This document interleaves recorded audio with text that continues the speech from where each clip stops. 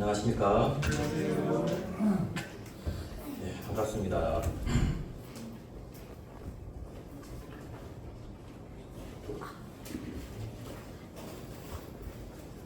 네, 구원받은 나에게 찬양할 건 아닌데요. 너무나 은혜로운 찬양인 것 같습니다.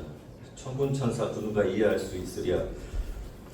구원받은 성도들은, 구원받은 하나님의 자녀들은 천군천사, 천사들보다 더 사랑받는 존재이기 때문에 어떨 때 보면 천사가 더 부럽기도 한데, 하나님의 천사보다 높은 순위에 있어서 감사한 마음이 있습니다.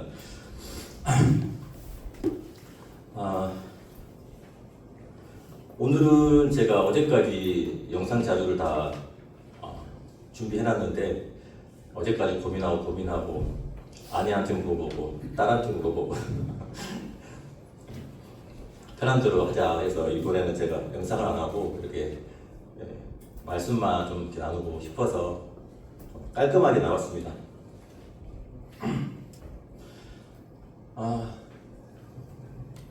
여전히 거의 한 1년 돼가는 것 같은데요. 성찬할 때 저희 이제 포도주, 요즘 이제 와인이라고 그러죠. 포도주 마시는데 얼마나 이제 귀한 건지 모릅니다. 이제 늘 제가 이제 몸 안 좋을 때 그때 굉장히 충격이 커서 이제 많이 좀 남아 있는데, 그때 예배 올 때 성찬식 하는데 이게 포도주를 마시는데 못 마시는 거예요. 입을 살짝만 댔는데 심장이 막 쿵쿵거리고 막 한 방울이 식도를 타고 내려가는 게 느껴져요. 왜냐하면 그만큼 이제 몸이 안 좋았기 때문에 한 방울이 내려가는데 너무나 이제 몸에 부담이 되는 거예요. 근데 내가 참여하고 싶은데 쉽지가 않았던 시기가 있습니다. 지금은 한 병을 마셔도 문제가 없을 정도로 건강한데 참 감사합니다. 요즘에 이제 이렇게 마트에 가다 보면 여름의 향기가 물씬 나는 과일들이 있어요.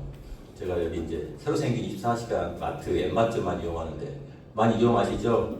그 유승민 자매님도 한번 거기서 본 적이 있는데 지나갈 때 갑자기 깜짝 놀랐는데 시커먼 차에서 갑자기 누가 불러서 교회 차에서 부르셔가지고 제가 자주 갑니다. 일주일에 한 5번은 가는 것 같은데요. 여름 과일 하면 이제 수박 있고 참외 있고 토마토는 눈에 안 들어오더라고요. 이게 몸에 좋은데. 이제 토마토는 별로 눈에 안 들어오고, 제가 수박과 참외가 들어오는데 특히 수박을 많이 좋아합니다. 참외 관련돼서 좀 이야기를 해보고 싶어서 이야기를 꺼냈는데요. 사실 오늘 이제 그 이야기하기 전에 오늘 이제 나눌 말씀을 제가 좀 읽어보겠습니다. 안 찾으셔도 제가 읽을게요. 출애굽기 25장인데 제가 이제 성막할 때 문을 통해서 이제 번제단 그리고 물두멍 그리고 이제 그 안에 텐트가 있죠. 천막이 2개로 나눠져 있는데 좀 더 넓은 곳이 이제 성소고 그 안에가 이제 지성소가 있어요. 오늘 성소에 있는 부분을 좀 이렇게 짧게 나눠보고 싶은데, 성소에 있는 거는 이제 물건이 3가지가 있습니다. 잘 아시는 것처럼 밖에서 이제 휘장을 덮고 들어가면 왼쪽에가 이제 영상은 다음번에 자세히 보여드리겠습니다. 구체적인 설명을 하려는 이제 시간이 아니라서 들어가면 왼쪽에가 이제 금으로 만든 등잔대가 있어요. 금 등잔대라고 하기도 하죠. 옛날 기억 한글에서는 아마 촛대라고 했던 것도 하고 등잔대가 있고 바로 이제 반대편 오른쪽에가 떡상이 있습니다. 12개의 떡이 있죠. 이스라엘 전체를 상징하는. 그리고 이제 지성소 휘장 앞에 있는 정중앙 맞은편에 있는 게 이제 향단입니다. 향을 피우는 곳이죠. 성도의 기도라고 상징적으로 이제 표현하고 있고, 이제 이 성소에 대해서 오늘 이제 나누고 싶은 마음이 있어서, 성소에서도 가장 중요한 게 또 하나님이 가장 까다롭게 자꾸 반복적으로 내가 너에게 보인 식양대로 지어, 내가 알려준 대로 그대로 지어, 그대로 만들어라고 한 게 뭐냐면 등잔대입니다. 불을 켜는 그 부분 제가 잠깐 설명을 좀 읽겠습니다. 너는 순금으로 등잔대를 쳐 만들되 그 밑판과 줄기와 장과 꽃받침과 꽃을 한 동이로 연결하고 각기 6을 등잔대 곁에서 나오게 하되 다른 3가지는 이쪽으로 나오고 다른 3가지는 저쪽으로 나오게 하며, 그리고 또 쭉 등잔대에 대한 말씀을 하시면서 뒤에 와서 마지막에 너는 삼가 이 산에서 내게 보인 양식대로 할지니라 하면서 이제 말씀을 이제 마치거든요. 이제 과일 얘기를 제가 하다가 말았는데, 이제 과일이 이제 요즘 살려면 비싸죠. 물가 많이 올라서 수박 제가 안 떨어지게 하고 자꾸 먹는데 저도 좋아하고 시도 좋아하고. 근데 이제 이 참외는 굉장히 비싸더라고요. 5개에 들어있는 한 10,000원 정도 이렇게 하는 것 같아요. 참외 중에서 가장 비싼 게 이제 성주 참외죠. 많이 드셔보셨죠. 사이즈에 따라서 알 크기에 따라서 다른데 제가 알기로 한 4, 5, 주먹보다 조금 작은 게 가장 이제 맛있다라고 들었어요. 이제 손임원장님이란 분이 저기 성주에서 참외 농사를 이제 하시는 분이신데, 이분이 이제 농사를 하실 때 참외 농사를 하다 보니까 참외 농사를 하면 저도 이제 주말 농장 참외를 간접적으로 키워보긴 했는데, 보통 이제 키우면 한 줄기가 한 2m 정도 이제 크거든요.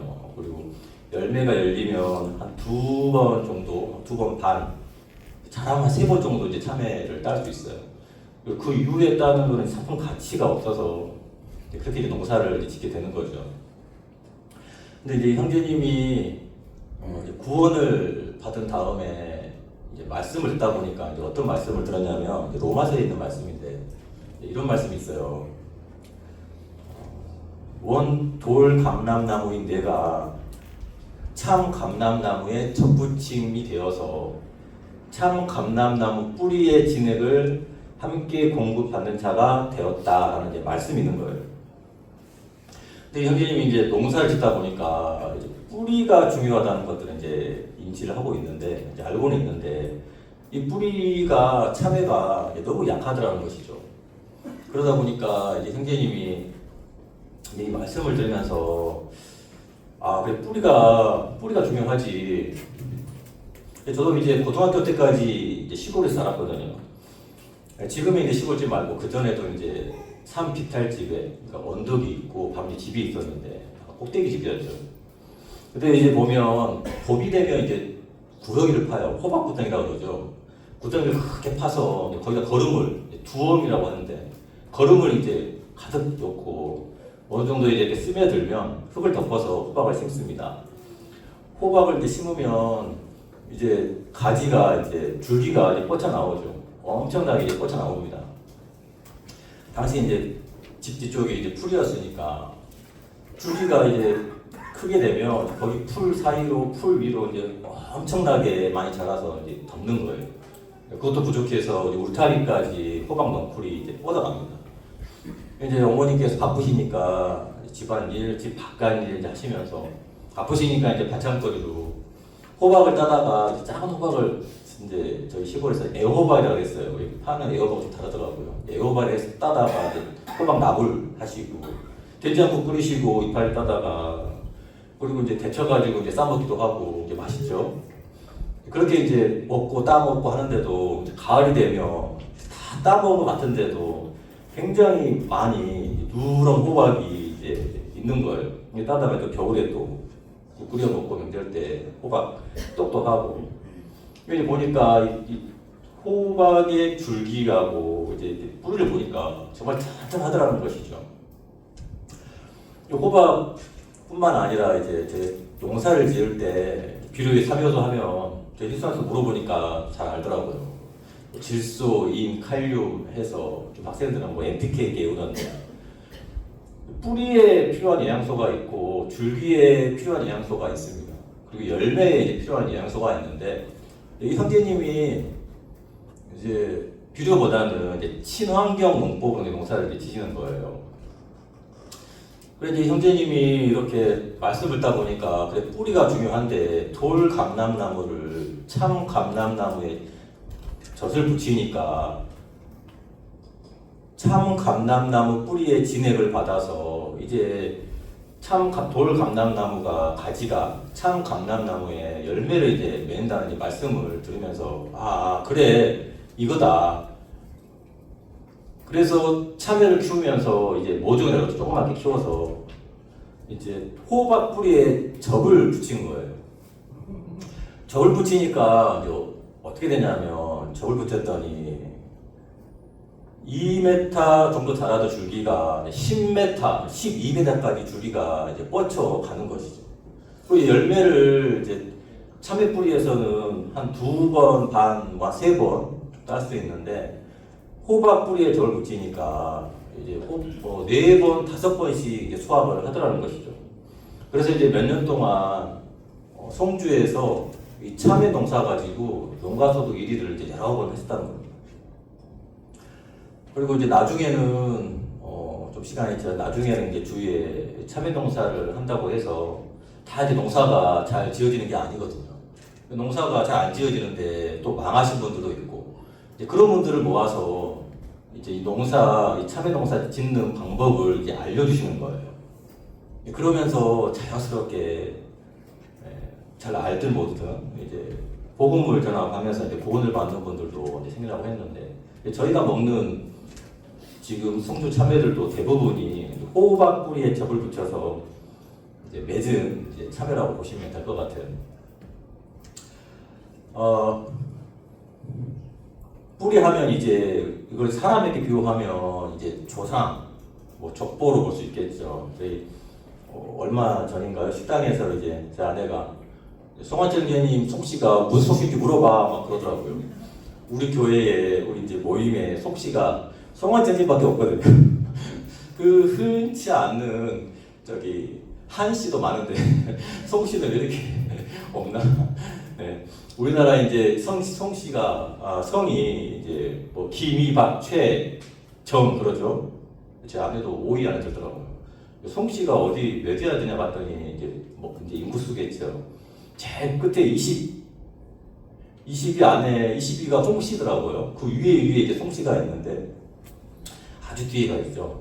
이제 그 뒤에서도 이제 저는 이제 남양송씨인데요. 남양송씨는 송씨 중에서도 저기 뒤쪽이에요. 이제 많지 않아요. 이제 정말 만나면 정말 친척입니다. 멀지 않은 친척인데 인구수가 전국에 해봤자 얼마 안 되는 것 같더라고요. 그래서 이제 물어보니까 송환철 교님은 이제 같은 송씨는 아니지만 어쨌든 송씨의 족보를 거슬러 올라가면 이제 신라 경순왕 때까지 족보가 올라가더라고요. 저희 형님 집에 가면 족보 이렇게 두꺼운 게 있습니다. 아주 옛날. 제가 잘 안 봐요. 왜 안 보냐면 다 한자로 써 있습니다. 모르겠어요, 이름을. 제 이름은 알겠는데. 이제 성경에 보면 이제 족보가 나오죠. 이제 구약 족보가 창세기에 나오고 창세기 5장에 나오고 이제 신약의 예수님의 족보는 마태복음에 나옵니다. 1장에 잘 아시는 것처럼. 근데 이제 창세기 족보를 보면 5장에 보면 이제 어떻게 나오냐면 이제 아담의 셋이 이제 에노스를 낳고 мет세를 낳고 그리고 멧세를 살면서 또 자녀를 낳고 죽었더라. 그리고 이제 셋은 이제 게난을 낳고 또 멧세를 살고 향수하고 죽었더라 이렇게 나오거든요. 또 게난은 마할레라를 멧세를 낳고 또 멧세를 향수하며 죽었더라 쭉 나오면서 죽었더라 이제 족보가 쭉 나옵니다.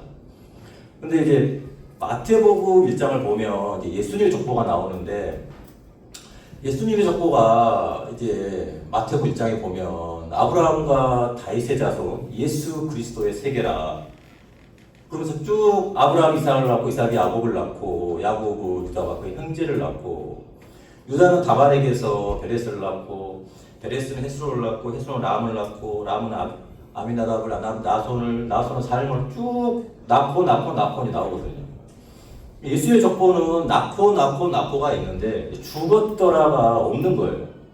왜 죽었더라가 없냐? 이게 사람들이 육신적으로 죽지 않아서가 아니고 예수님 안에는 예수님의 족보 안에는 이제 죽음이 없다, 사망이 없다. 그걸 이제 말씀하고 있는 거예요.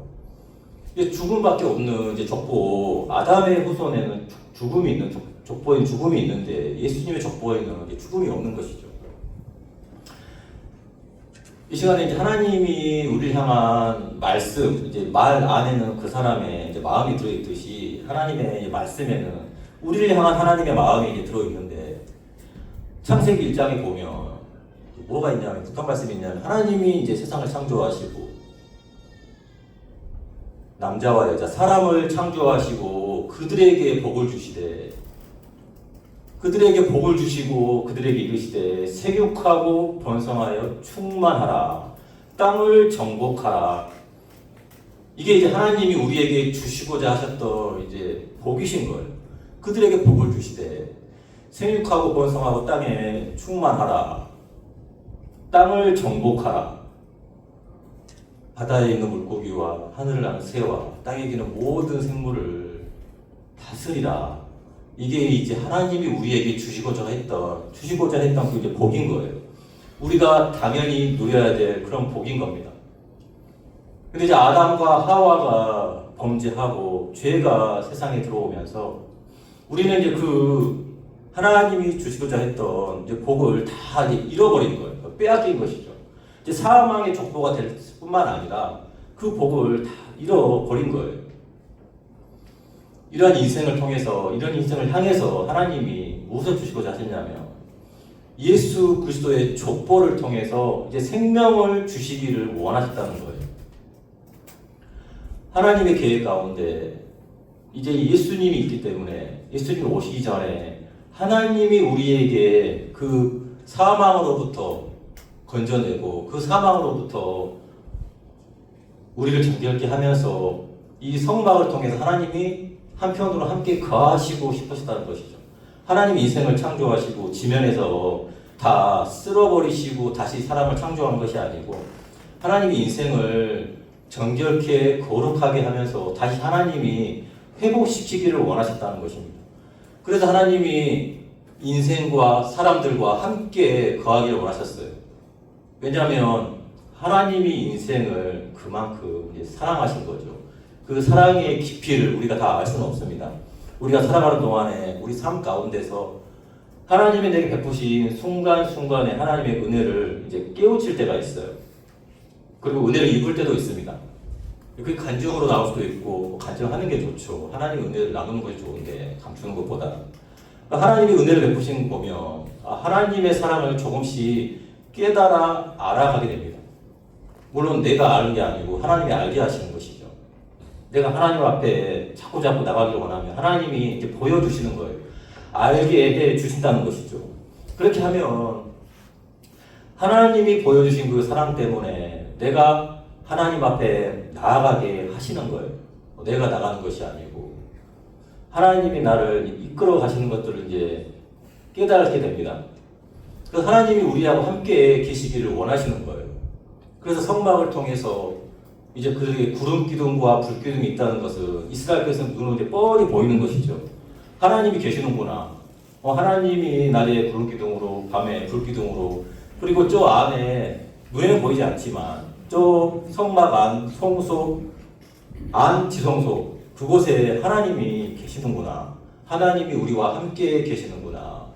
하나님이 보라, 처녀가 잉태의 아들을 낳으리니 그 이름을 임마누엘이라 하리라 하신 말씀처럼 이 말씀을 통해서 우리 하나님이 함께 하시는구나. 이게 아니고 하나님이 우리와 함께 계시고 싶어 하시는구나라는 그 마음이 이제 느껴지는 거예요. 조금씩은. 하나님이 얼마나 이 인생들과 죄악된 인생들과 함께하고 싶으셨으면 저렇게 그 많은 인구, 애굽에서 출국했던 인구가 60만 3,550명인가요? 오래돼서 기억이 안 나는데 한 200만 되는 인구 가운데 그곳에 솔로몬 궁전도 아니었지만 당시에 그 허름하다고 뭐하지만 그 천막을 지어서 그 천막을 거룩하게 하시면서까지 그곳에 머무르시다는 것이죠. 함께 하셨다는 거예요.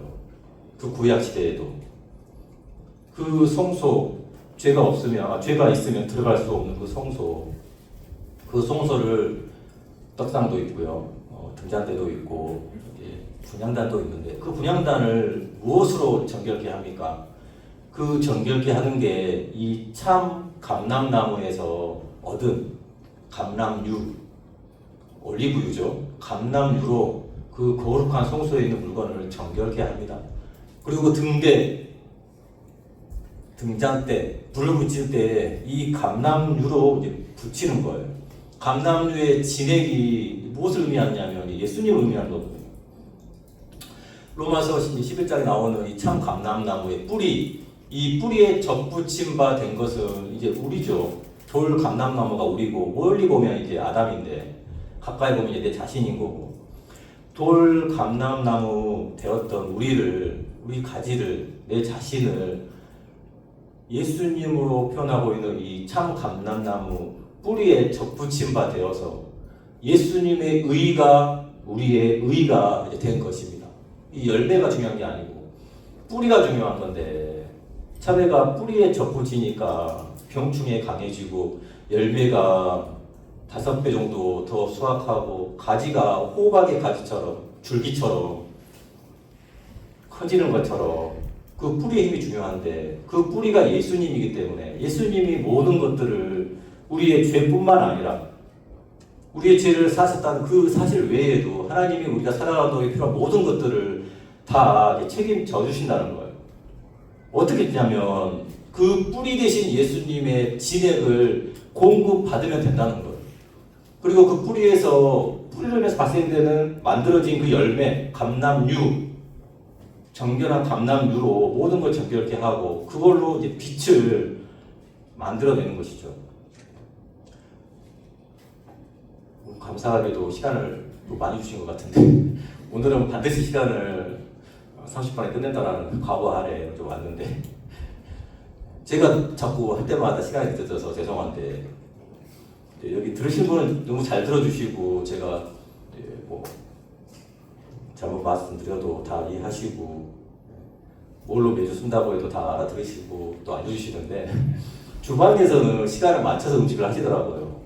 시간 맞춰서 30분에 이제 끝나고 음식을 준비해야 되는데 제가 들려주면 음식이 식고 타이밍 안 맞아가지고, 제가 눈치가 없으니까 이제 와이프는 이제 뭐 종종 그랬죠. 저래가지고 어떻게 그 많은 직원들 관리를 하냐. 근데 얼마 전에 어떤 얘기를 들었냐면, 지난달이나 기억이 안 나는데 이제 저희 희수가 그러더라고요. 답답하다. 제가 뭐 어떻게 일을 하냐. 깜짝 놀랐어요. 딸한테 그 소리 들을 줄이야 내가. 네, 이제 사실이거든요. 많은 사람을 이제 관리한다는 것은 이제 마음의 부담도 크고 한데, 그런 얘기를 들어오면 이제 되새김질이 되는 거예요. 그래, 내가 뭐 사람을 관리하는 게 배운 적도 없고, 뭐 직장생활 한 30년 하긴 했지만 30년까지는 안 되네요. 20몇 년 했지만 배운 것도 없고 뭐 아는 것도 없는데, 있는 거라고 이제 경험밖에 없는데, 하나님께서 은혜를 베푸시니까 그래, 많은 사람들을 관리하면서도 큰 사건 사고는 없이 가는구나. 얼마 전에는 녹화가 되고 있으니까 말을 좀 조심해야 돼. 네, 정말 어려움들이 있는데도 불구하고 하나님께서 그런 일들 통해서 정말 답답하고 한심한데도 하나님이 자꾸 은혜를 베푸시니까 살아가나 보다 싶은 마음이 들더라고요. 네. 그래서 오늘은 이제 시간을 맞추려고 이렇게 이제 영상을 준비 안 했는데, 영상 준비하면 영상 보고 이제 말씀드리고 생각하고 머리가 2가지로 안 가더라고요. 1가지밖에 안 돼요. 그래서 이제 오늘 시간을 많이 주셔서 시간 안에 끝낼 것 같긴 한데, 네. 그래서 이제 하나님께서 이제 다시 또 돌아가 보면 환기시키기 위한 이야기인데, 뭐 어떡하지, 저도 잊어버렸습니다. 네. 네. 이제 앞에서 이렇게 하다 보면 저도 잊어버려요. 앉아있을 때는 안 그러는데 앞에 나오면 정말 당황스럽습니다. 왜냐면 이제 보니까 제가 약간 좀 제 특기 중에 이제 분석하고 자꾸 이제 판단하는 게, 또 판단하는 거 안 좋은 거거든요. 이제 세상에서는 이제 분석입니다. 분석 역량. 그래서 분석력 강화 계속 파고드는 거예요. 왜?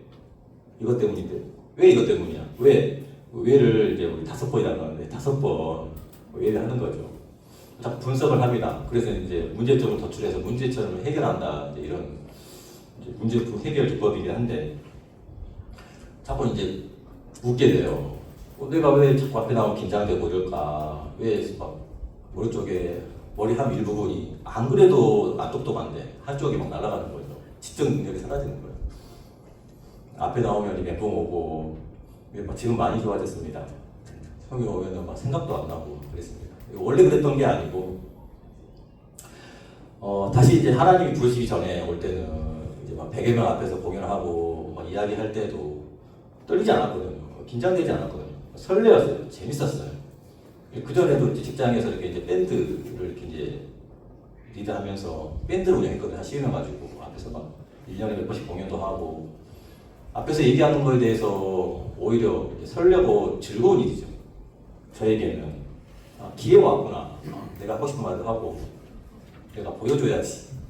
근데 이제 교회에 와서 이게 안 되는 거예요. 그리고 올 때 이제 심리적으로 많은 이제 어려움들도 겪었습니다. 전에 한번 간증 드릴 때 드린 것 같은데, 근데 이제 어려움들을 겪고, 제 희수가 뭐 외상 후 스트레스 뭐라고 하더라고요. 제가 잘 모르겠는데. 운전을 하고 가면 지하도를 못 들어갔어요. 불안해서.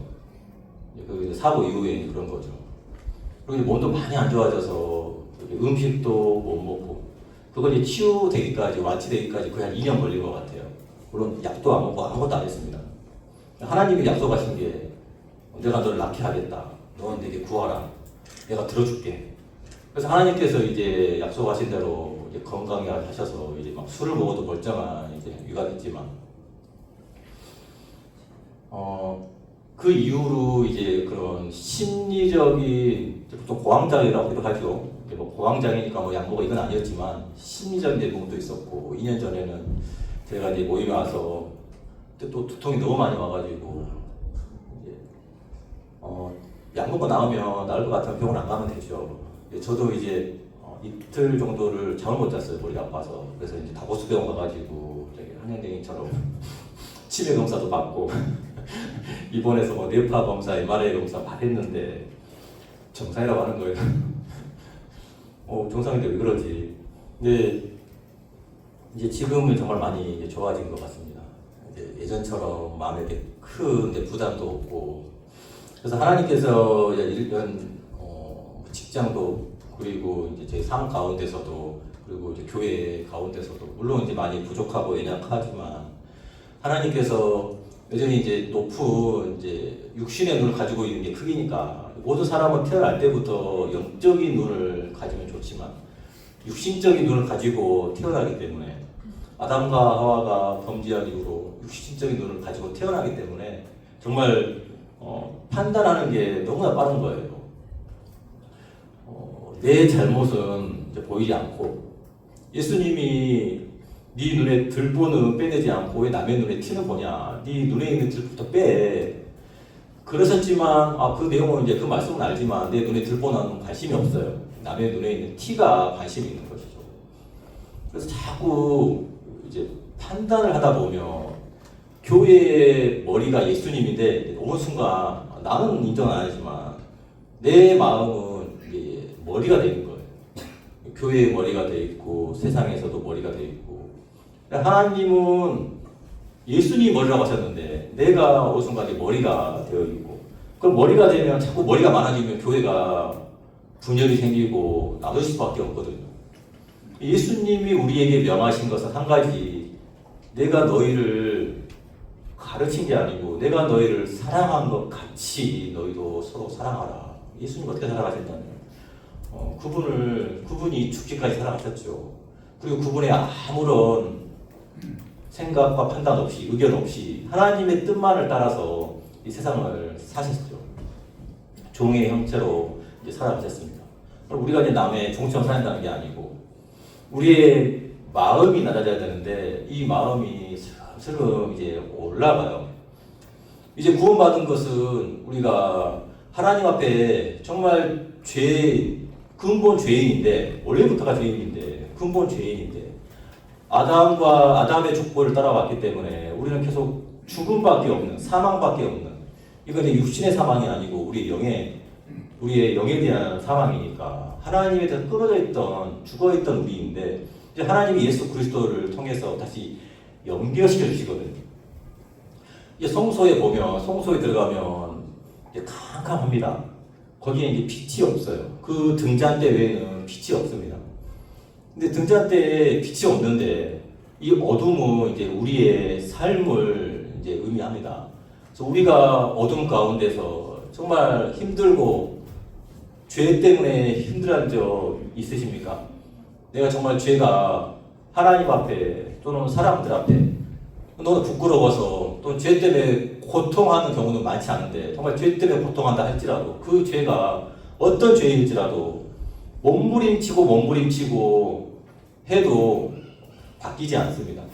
몸부림친다고 해서 어둠이 물러가지 않아요. 언제 물러가냐면 그냥 빛이 오면 됩니다. 등잔대 빛이 그냥 켜지면 돼요. 빛이 있으면 어둠은 이제 자동으로 이제 물러가게 되어 있어요. 죄를 사함 받는 것도 또 죄 사함 받고 이제 내가 하나님 앞에 믿음으로 또 신앙으로 살고 싶습니다라고 하면 이제 내가 몸부림쳐야 되고 내가 이제 선한 일을 해야 되고 내가 착한 일을 해야 되고 내가 봉사를 해야 되고 내가 헌금을 해야 되고 도와야 되는 것이 아니라 내 안에 빛이 들어와야 됩니다. 그 빛이 이제 예수님이고 내 안에 예수님이 살아 계셔야 되는 것이죠. 예수님이 살아 계신다는 건 어떤 말이냐면 예수님의 말씀이 있어야 되고 그 말씀이 예수님의 마음인 것을 예수님이 이걸 원하시는구나. 예수님의 그 마음이 나한테 들어오면 나한테 흘러 들어오면 내가 변할 수밖에 없는 것이죠. 그 말씀이 일을 할 수밖에 없어요. 그 말씀이 역사를 만들어가는 겁니다. 그 말씀이 간증이 되어서 우리 남사 모임 안에 감사가 되고 기쁨이 되고 그게 믿음의 훈련이요 그게 믿음의 힘이 되고 이제 그간에도 계속 이제 몸이 불편하시기도 하고 저는 이제 괜찮지만 몸이 불편하시기도 하고 또 여러 가지 어려움들이 또 문제들이 있을 수 있겠지만 이런 가운데서도 사실 하나님의 은혜 가운데서 이제 하나님 베푸신 은혜들이 이렇게 간증으로 또 감사함으로 나오면 참 좋겠다 싶은 마음도 되고 또 이제 우리가 이제 질병을 통해서 저도 이제 뭐 큰 질병은 아니었지만 몸이 아플 때 통해서 바뀌는 게 있다면 하나님이 어려움들을 주시는 이제 이유가 있거든요. 목적이 있거든요. 하나님이 내게 왜 어려움을 주셨지? 왜 하나님 내게 그 질병을 주셨지? 왜 하나님 내게 남들에게는 없는데 이렇게 주셨을까? 다 이제 이유가 있죠. 근데 하나님이 이제 말씀해 주고 계십니다. 내 안에 왜 그걸 주셨는지, 내게 이 어려움을 주셨는지. 근데 이 어려움을 통해서 하나님이 나를 고통스럽게 하고, 나를 어렵게 하고, 나를 불행하게 하기 위해서 이런 것들을 주신 게 아니고, 이런 것들을 통해서 하나님이 주시고자 하신 것이 뭐냐면, 바로 예수님을 우리에게 주시고자 하신 거예요. 제가 교회를 이제 초등학교 5학년, 6학년 이때부터 다니면서 이제 기성 교회죠. 교파교회라고 하는데 저희가. 근데 예수님이 내 죄를 지고 다 알고 있어요. 예수님이 이 세상에 진짜 오셔서 이스라엘, 팔레스타인 지방에 오셔가지고 죽으신 거 알아요. 뭐 세계 3대 성령으로 불린 거 알고 있고 그거 상관없이 예수님이 우리 모든 죄를 사하셨다. 하나님이 살아계신다. 그거 알고 있어요. 근데 이제 문제가 뭐였냐면 예수님이 내 죄를 가져가신 것을 믿지 않았다는 거예요. 학습도 받고 세례도 받고 그리고 교회도 열심히 다니고 그게 이제 복인 줄 알았으니까 그렇게 열심히 다니고 했었는데 근데 가장 중요한 건 이제 마음에 죄가 사함받지 못한 거예요. 사함받지 못한 것은 결국 저는 계속 죄의 종에 있었던 거예요. 어둠의 종에 머물러 있었다는 것이죠. 예수님이 오셔서 내 죄를 사했는데 그걸 믿지 않은 거예요. 모든 사람이 주위에 계신 모든 분들이 남사에 있는 저희 50여분 되시는 모든 분들이 죄를 사함받고 천국 가시는데 이 중에 내가 죄를 사함받지 못하고 천국 못 간다고 하면 얼마나 불행한, 얼마나 고통스럽고 얼마나 안타까운 일이겠습니까? 근데 하나님께서 이 죄를 사함받는 것에 대해서 지식을 필요로 하지도 않고 오직 한 가지 그 믿음이거든요. 그 믿음은 예수님이 하신 그 말씀을 그대로 이제 받아들이는 거예요. 아담의 족보가 죽음으로 끝났다는 족보라고 하면 예수님의 족보는 생명으로 하는 족보거든요. 그 생명의 족보, 사람에게 주고자 하셨던, 하나님이 원래 우리에게 주고자 하셨던 생육하고 번성하고 땅에 충만한 것, 땅을 정복하는 것. 아시는 것처럼 이 땅은 육신을 이야기하고 있습니다. 육신을 정복해야 되는데 지금 이제 우리가 사람이 이 삶을 보면 이 말씀과 정반대의 삶을 살고 있는 거예요. 육신을 정복하는 게 아니고 죄의 종이 되어서 죽음의 종이 되고 형편의 지배를 이제 받는 거예요. 가난이 오면 가난의 지배를 받고, 질병이 오면 질병의 지배를 받고, 문제가 오고 어려움이 오면 어려움의 지배를 이제 받는 것이죠. 제가 구원받기 전에도 정말 마음이 공고했습니다. 나는 하나님을 믿는 사람인데 왜 이렇게 어렵지? 하나님이 살아계시게 한 걸까? 하나님이 안 계시나 보다. 아니, 하나님이 계실 텐데 일을 안 하시는 것 같다. 이제는 나 모르겠다. 이제 이렇게까지 그 지경에까지 갔거든요. 죄를 짓고 하나님을 떠나 노새 거했던 가인이죠. 가인과 아벨. 잘 아시는 것처럼 가인이 범죄하고 하나님을 떠나 놋 땅에 이제 거했다고 되어 있는데, 놋이 이제 방황하다, 유리하다는 뜻인데, 하나님을 떠나니까, 아니 하나님 안에 있어본 적이 없으니까 그렇게 정말 공고한 삶을 청년기를 보냈거든요. 그리고 이제 결혼하기 한 1년, 한 2년 전인가요? 그러고 이제 그때 이제 구원을 받았는데, 여전히 구원 받을 때도 내 구원 받는데 가장 거슬리는 게 뭐냐면 이제 저의 생각인 거예요. 내가 성경도 알아, 내가 교회도 알아, 내가 많이 10년을 넘게 늘 교회에서 들었는데 다는 모르지만 나도 안다고 하는 그것들이 이제 내 믿음을 방해하는 거예요. 예수님이 내 모든 죄를 사했다는 거, 그래 그건 인정했는데 그 다음에 뭐 이러면서 자꾸 이제 방해를 하는 것이죠. 어린이처럼 그런 순수한 마음이 없는 거예요. 끊임없이 이제 육신의 눈을 가지고 있기 때문에, 육신의 정복을, 육신의 지배를 받고 있기 때문에 이제 그런 것이죠. 이제 구원받고 나서도 이제 하나님 앞에 너무너무 내 삶이, 돌아온 사람들 바라고 돌아볼 때 내 삶이 이제 하나님 앞에 내가 정말 하나님 안에 들어왔구나.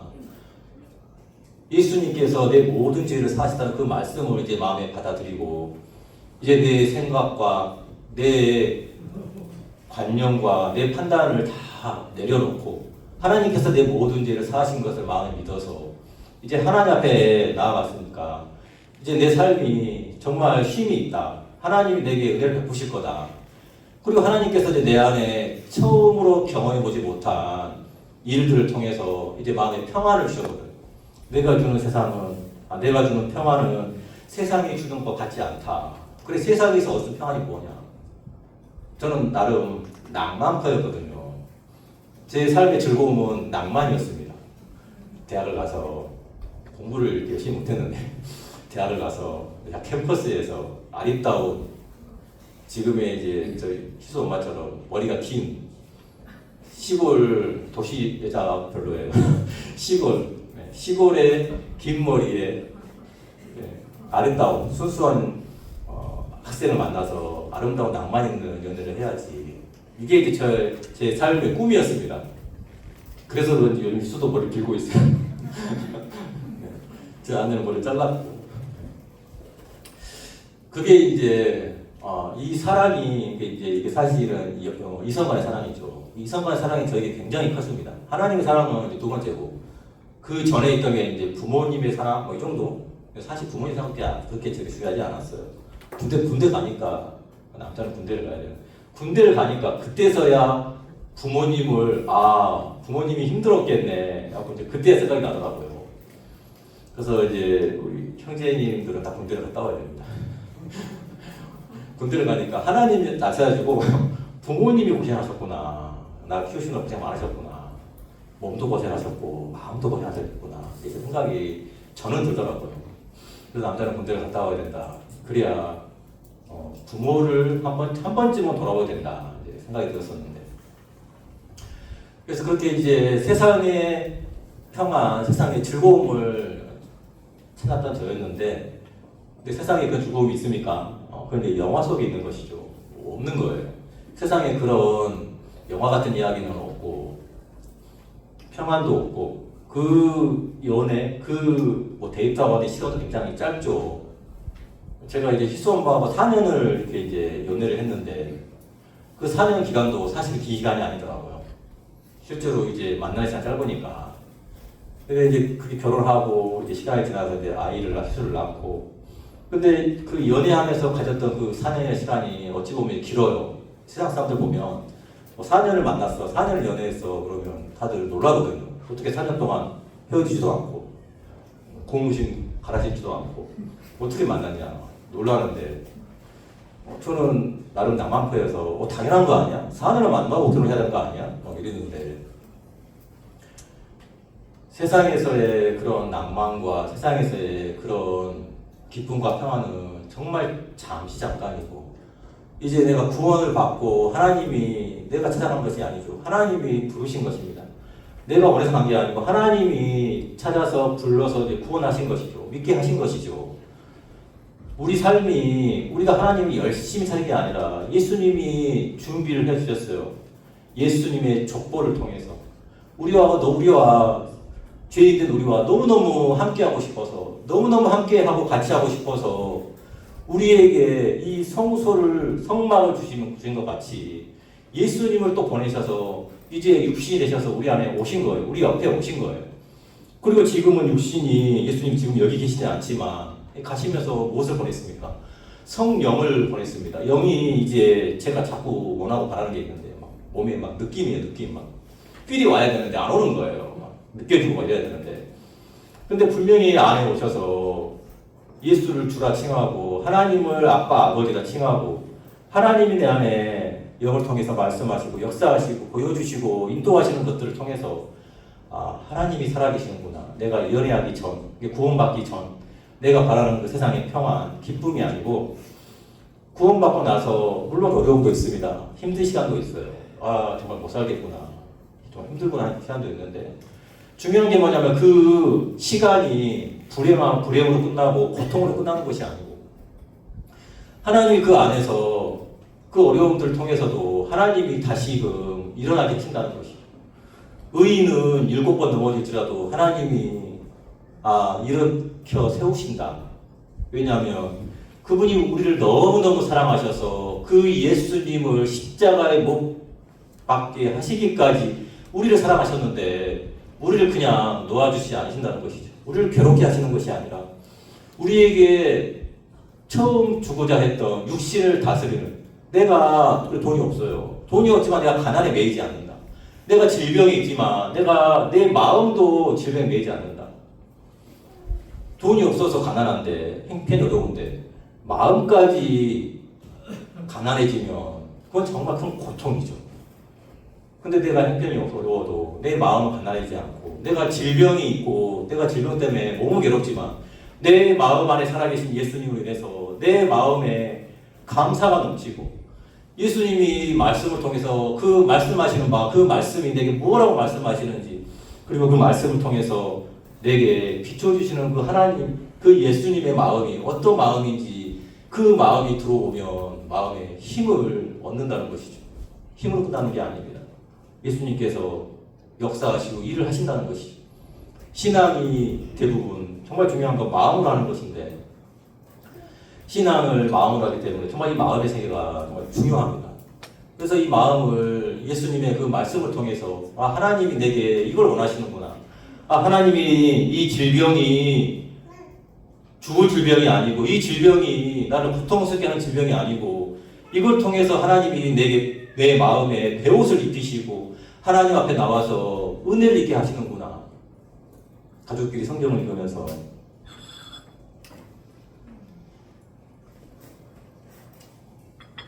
저도 물을 갖다 놨는데 물이 필요하네 30분 안에 물이 필요한가 했는데 말이 많아지니까 네, 그런 것 같습니다.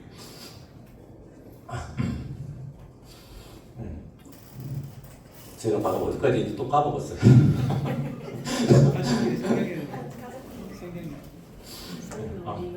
그리고 다시 마시면 다시 오실 것 같습니다.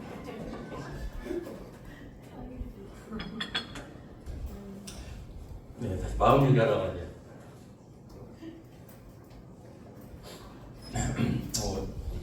약간 몸살기 가서 약을 먹고 콧물도 나오고 그러네요. 그래도 마음은 하나님의 마음을 전하고 싶은 마음이 좀 가득합니다. 준비보다는 내용보다는 이론보다는 이제 마음을 전하는 게 중요하다 싶어서 이제 하나님께서 이제 이렇게 형편의 지배를 받고 살아왔던 것들이 사실은 이제 저의 이야기거든요. 형편을 지배받고 있으면 정말 괴롭습니다.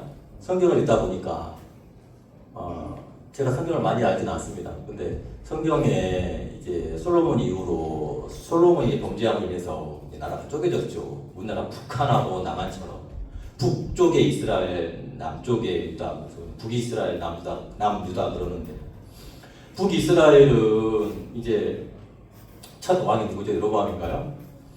쭉 이제 모든 왕이 악한 왕인데 그 악한 왕 중에 가장 악한 왕이 있어요. 잘 아시는 아합 왕이죠. 너무너무 이제 악한 왕인데 제가 정말 그 성경을 보면서 읽으면서 놀란 것들은 이제 하나님의 마음이 어찌 이럴 수가 있나 하는 거죠. 늘 악만 행하던 왕이 딱 한 번 배옷을 입었어요. 금식하면서. 그건 척한 건지 그런 건지 뭐 신학적으로 뭐 논란이긴 하지만 중요한 것은 그가 딱 한 번 배옷을 입었을 때 선지자의 지적을 받고 그 배옷을 입고 있을 때 하나님이 뭐라고 하시냐면 아합이 내 앞에서 뭐라고 했죠? 제가 또 갑자기 기억이 안 나네요. 성경이 너무 오래된 것 같아요. 그의 겸비함을 내 앞에서 그의 겸비함을 내가 보느냐 너희가 보느냐 했거든요. 그래서 그에게 내리고자 했던 그런 저주를 그 다음 때에 내리거든요. 아니, 평생 악한 일 하다가 그때 딱 한 번 착한 일 했는데 착한 일이 아니죠. 그냥 마음을 겸비한 거예요. 마음을 이제 좀 낮춘 거죠. 그때 딱 한 번 낮춘 거예요. 하나님 앞에서. 근데 제가 이제 아합 왕처럼 그런 삶을 이제 산 거죠. 내가 아합 왕처럼 사람을 포도원을 빼앗고 누구를 죽이고 한 적 없는데, 물론 죽인 적은 없습니다. 근데 예수님의 말씀에 가면 사람을 말로도 또 마음에서도 정말 남에게 하나님 앞에서 보면 살인자와 같은 자죠. 예수님의 족보를 이렇게 이제 아침에도 이렇게 좀 생각하고 묵상하다 보니까 3명의 여자가 나와요. 3명의 여자가 누구냐면 예수님을 낳은 이제 마리아 말고 누가 나오냐면 유다는 다말에게서 베레스와 세라를 낳고 이제 다말은 어떤 여자입니까? 다말은 유다의 이제 아들의 와이프니까 이제 며느리인 거죠. 이 며느리가 말이 담겨 참 뭐한데 난리 큰일 날 일인데 그런 이제 여자가 예수님의 족보에 이제 있는 거예요. 또 두 번째 여자는 누구냐면 이제 여리고성에 있는 이제 라합이죠. 살몬은 라합에게서 누구를 낳았죠? 보아스를 낳고 이 라합은 기생 라합이라고 그러죠. 라합은 기생인데 기생은 율법에 의하면 이스라엘에 있을 수가 없어요. 기생은 이스라엘에 있을 수가 없는 게 제사장의 딸이 음행을 할지라도 불살을 낮추기라 했거든요. 있을 수가 없어요. 결코. 하나님 앞에 저주받은 인생이지 결코 있을 수가 없습니다. 그리고 그는 유대인도 아니고 이스라엘 백성도 아니고 저주받아야 될 가나안 7 족속에 그 중에서도 가나안에 들어가는 입구에 여리고성에 살고 있던 그 중에서도 가장 그건 기생인 거죠. 있을 수가 없어요. 보아스는 룻에게서 오벳을 낳고 오벳은 이세를 낳고 이세는 다윗왕을 낳으니라. 룻은 누굽니까? 이제 모압 여자죠. 모압 여자는 율법에 암몬 족속과 모압 족속은 영원히 여호와의 총회에 들어오지 못한다. 결코 암몬이나 모압 자손은 이스라엘에 속할 수가 없어요. 하물며 예수님의 축복이 들어온다는 건 있을 수가 없는 일이죠. 영원히 저주받은 족속입니다. 그들이 영원히 저주받은 것은 이스라엘 백성이 출애굽해서 하나님이 약속하신 하나님의 계획 가운데 있는 가나안 땅에 올 때 그거를 방해하던 족속들이에요. 발람을 통해서 이스라엘을 저주했던 그 족속이 이제 모압 족속이잖아요. 그래서 하나님이 영원히 여호와의 총에 들어오지 못한다고 했던 그 룻에게도 손가락질 받고 천대받고 멸시받고 했던 그 기생 라합도 또 있을 수도 없고 입에 담을 수도 없는 다말도 그 세 여자가 예수님의 족보에 올라와 있다는 것이죠.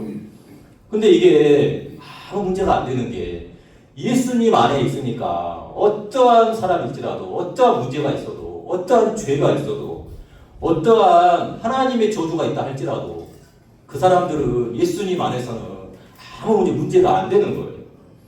우리가 어떤 죄가 있고 어떤 어려움이 있고 어떠한 형편이 있어도 아무런 문제가 안 되는 것이 예수님 안에 있기 때문에 내가 어떠한 생각이 있고 어떠한 판단이 있고 어떠한 지식이 있고 어떠한 문제가 있다 할지라도 예수님이 내 죄를 사했다는 그 말씀은 변함이 없습니다. 그 말씀을 믿는 것이 이제 예수님의 말씀이 이 성소의 등잔대가 참 빛이라고 한 것처럼 내가 세상의 빛이라고 예수님이 요한복음에 기록되어 있는 것처럼 예수님이 빛으로 우리에게 빛이 들어오면 우리 안에 어둠이 물러가고 빛이 있을 수밖에 없어요. 우리 안에 어려움과 문제와 형편이 그게 또 질병이 죽음이 있다 할지라도 우리 안에 우리에게 우리 육신에 있는 모든 것들이 우리를 지배할 수 없는 것은 하나님이 우리에게 주고자 하신 그것이 땅을 정복하라. 육신을 정복하고 육신을 다스리고 생육하고 번성하고 충만하게 살 수 있는 예수님을 통해서 회복하신 그 말씀이 우리 안에 충만하게 된다는 그 사실인 거예요.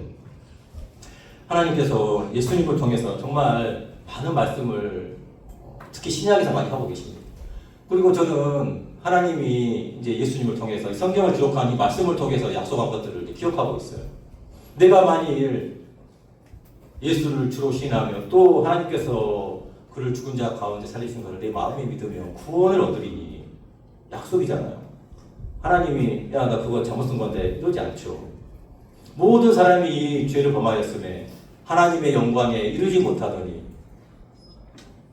그리스도 예수 안에 있는 하나님의 은혜로 말미암아 값없이 의롭다 하심을 얻은 자 되었느니라. 제가 기억하고 있는 두 번째 약속의 말씀, 제가 세 개를 기억하고 있어요. 세 가지 기억하고 있습니다. 약속 세 개가 제가 기억하고 있는데 하려고.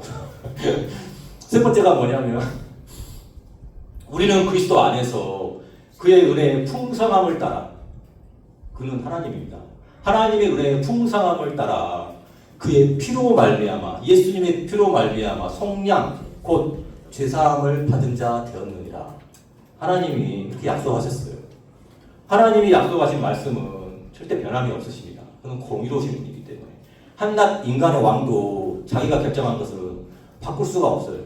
아무것도 아니 저도 약속에 대해서는 중요하다 생각되는데 하물며 왕이고 하물며 만물을 지신 하나님께서 지은 약속이 하신 말씀의 약속이 변함이 없다는 것이죠. 저는 그 세 가지 약속을 기억하고 있어요.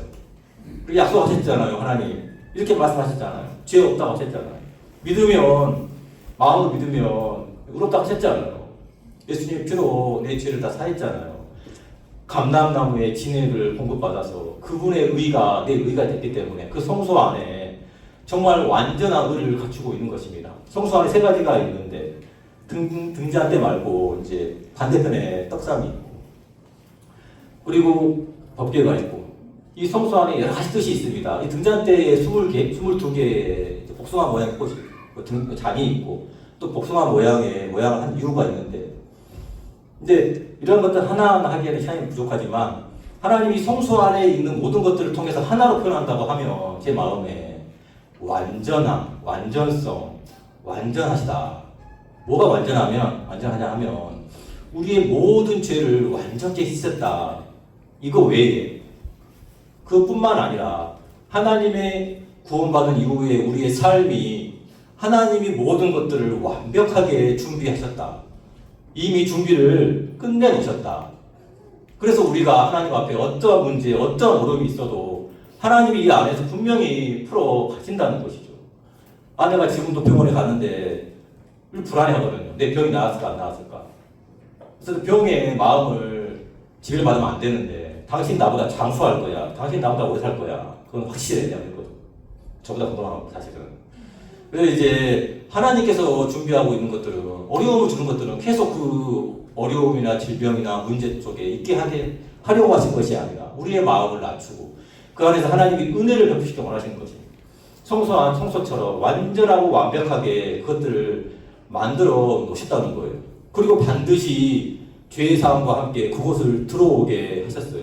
거기는 지성소는 1년에 한 번 들어가지만 거기 성소는 어떻습니까?